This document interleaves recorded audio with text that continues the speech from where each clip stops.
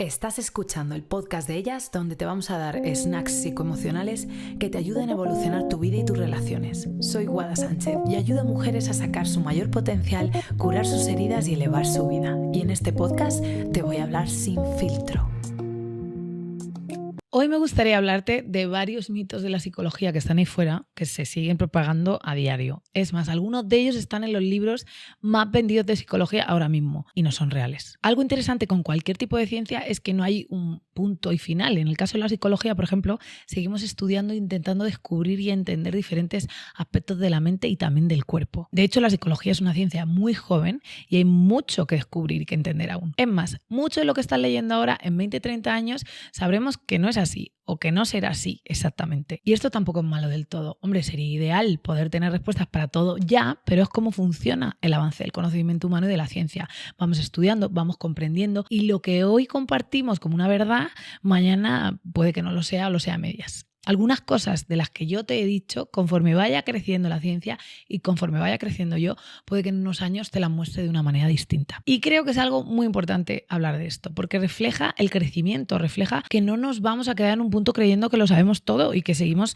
estudiando, recogiendo datos, cuestionándonos, curioseando, para poder cada vez entender las cosas mejor y así ayudaros mejor, porque ese es el propósito último de la psicología, ayudar a sus pacientes. Por eso es importante cuando trabajas o estudias cualquier ciencia, ser humilde y tener la capacidad de reconocer que no lo sabes todo y que estás abierto a seguir aprendiendo y descubriendo para cada vez estar más cerca de una verdad objetiva. Hay algunos mitos del cerebro y del sistema nervioso que se creían ciertos hace unos años o décadas y a día de hoy se sabe que no son. Y hoy te voy a compartir varios que además profundizo y sustento en mi libro y en su bibliografía. Yo me transformo. Es un libro en el que vas a aprender muchísimo de una manera sencilla sobre el mundo y sobre todo sobre ti misma. Libro escrito para que puedas sanar y entenderte. Te dejo el link en la descripción. Te voy a hablar de 3 mitos de la psicología que tienes que romper desde ahora en adelante. El primer mito es el mito del cerebro triuno. Puede ser que hayas leído o escuchado sobre el cerebro reptiliano, el cerebro mamífero, el cerebro emocional, el cerebro patatín y el cerebro patatán. El modelo del cerebro triuno es un modelo que se originó con Paul MacLean en los años 60, que dice que el cerebro humano tiene 3 partes distintas y cada una de ellas tiene que ver con un momento evolutivo diferente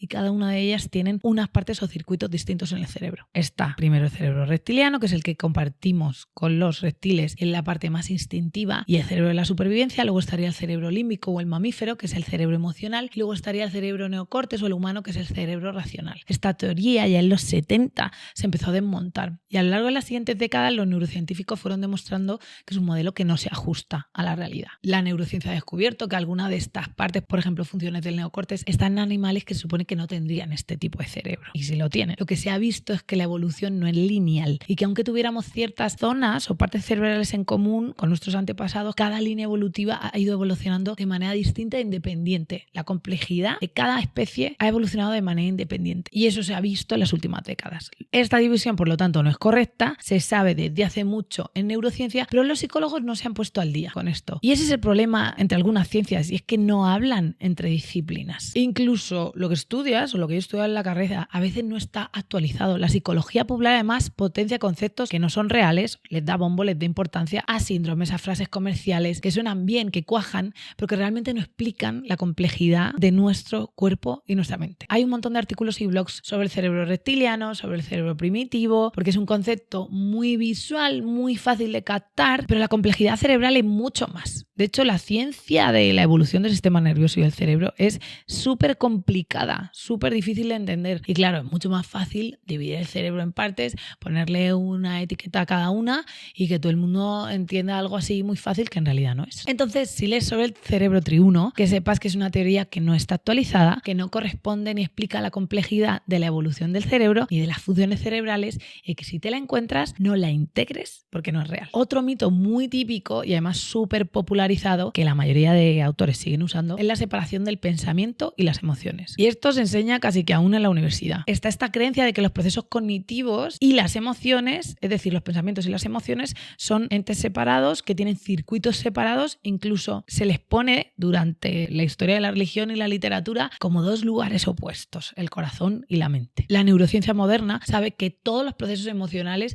tienen un componente cognitivo. Apúntate bien esta frase. La cognición y la emoción no son separables, tanto a nivel de circuitos cerebrales como a nivel de experiencia interna. De hecho, para numerosos autores, el pensamiento es parte de la respuesta emocional. La experiencia interna emerge de diferentes factores que se están retroalimentando los unos a los otros de una manera muy rápida y a tiempo real. Por ejemplo, tú tienes una sensación en el corazón esta mañana porque has estado nerviosa toda la noche y automáticamente aparecen pensamientos en torno a esa sensación. Y esos pensamientos retroalimentan la propia sensación. Imagina que estás preocupada, rumiando. No sé si me van a salir bien las cosas en el trabajo y encima mira, estoy acelerada hoy y empiezas a decirte que estás peor de lo que pensabas porque claro, tienes algo de taquicardia y te agobia más y automáticamente el cuerpo sigue reaccionando y se activan neurotransmisores y hormonas y aparecen imágenes tal vez en tu cabeza y todo esto pasa de una manera automática y a veces en microsegundos. Que además los psicólogos no podemos medir aún ni poner en una línea temporal, sino que todo emerge y se interrelaciona de una manera rápida, a menudo inconsciente. Y estas variables se van afectando las unas a las otras y no están realmente separadas. Yo no aprendí esto en la carrera. Es algo que he ido investigando más tarde a través de diferentes autores, a través de meterme en neurociencia, pero parece que hay un agujero entre la neurociencia moderna y la psicología. Y sobre todo con la psicología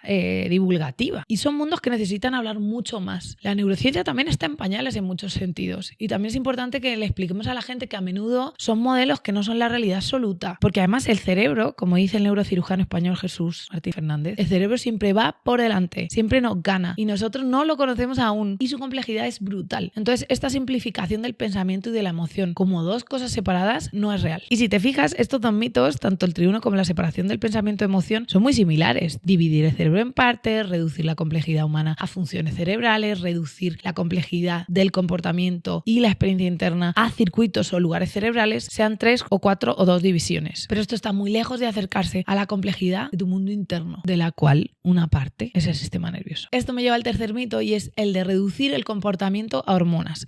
Esto es igual que lo que te estoy contando antes. Esto se ha hecho últimamente con el cortisol, la oxitocina o la testosterona, por ejemplo. Se les ha hecho un poco como rockstars. Y es que a la gente le encanta reducir todo un comportamiento a una hormona. El estrés, cortisol. Y sí, es una de las cosas que se liberan con el estrés, pero también es una de las hormonas que se liberan con la felicidad. Entonces, este reduccionismo o simplificación de un sistema que es muy complejo, que es tu cuerpo, a una hormona o una parte del cerebro, es uno de los mayores mitos y peligros que yo veo en la psicología popular actual. Son mitos que nos va a costar mucho deshacer y romper porque están muy metidos en la psique popular y se siguen propagando en las revistas, en la tele, en todos sitios. Es un lenguaje que se está tomando y se está expandiendo y se está convirtiendo en cultura popular. Y poco a poco vamos a tener que ir deshaciendo esto y nos va a costar su tiempo, claro. Con esto no te digo que los autores que lo propagan sean mejores o peores profesionales. Es difícil estar actualizado en todas las ciencias y divulgar en general es complicado.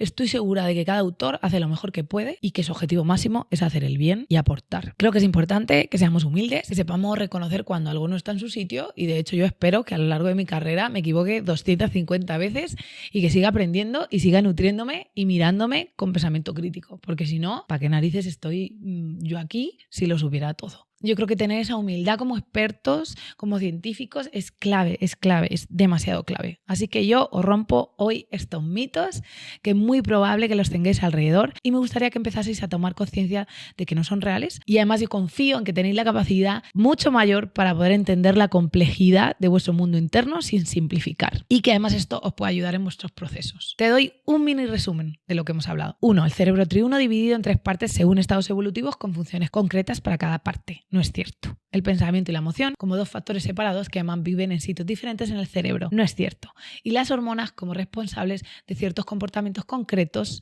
No es cierto para nada. O sea, 0. Así que, hermana, integra esto en ti para que te haga de filtro en las cosas que sigas leyendo por ahí. Mil gracias por estar aquí. Espero que te haya gustado mucho y te veo muy pronto con más snacks psicoemocionales sin filtro.